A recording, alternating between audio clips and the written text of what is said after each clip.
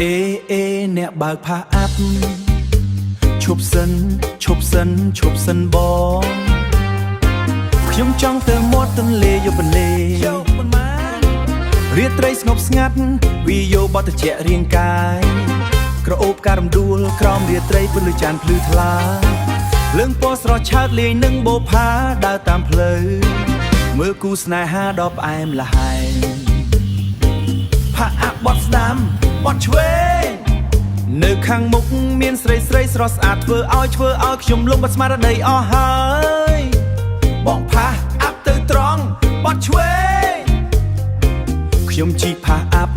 មើលគេសប្បាយមែនបងប្អូនអើយស្នេ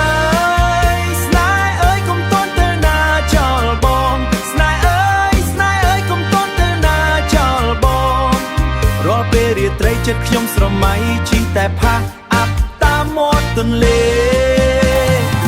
ខ្ញុំជីផាអាប់តែស្រីបារាំងគេជីស៊ីក្លូ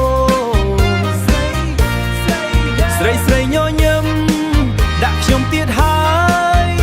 ប្រយ័ត្នផងមនុស្សនោះឡើងម៉ូតូច្រើនណាស់បងបើកផាអាប់ខ្យល់ត្រជាក់បក់មកពីមាត់ទន្លេដោយការរំដួលក្រអូបពេញក្នុងបេះដូងដើរថ្ងៃណាបានស្នេហ៍នៅក្បែរបងស្នេហ៍អើយកុំតន់ទៅណាចោលបងស្នេហ៍អើយកុំតន់ទៅណាចោលបងរាល់ពេលរាត្រីចិត្តខ្ញុំស្រមៃជីតែផាអាប់តាមមាត់ទន្លេខ្ញុំជីផាអាប់តែស្រីបារាំងអាមេរិកាំងគេជីស៊ីក្លូញញឹមដាក់ខ្ញុំទៀតហើយមើលទៅលើឃើញស្កាយបាសន្ធិតគូស្នេហ៍កំពុងតែសបាយពួកគេលើកដៃនិងញញឹមដាក់ខ្ញុំទៀតហើយប្រយ័ត្នផងមនុស្សនោះឡានម៉ូតូច្រើនណាស់បងបើកផាអាប់វាយោរាត្រីនៅតែបងត្រជាក់រាងកាយ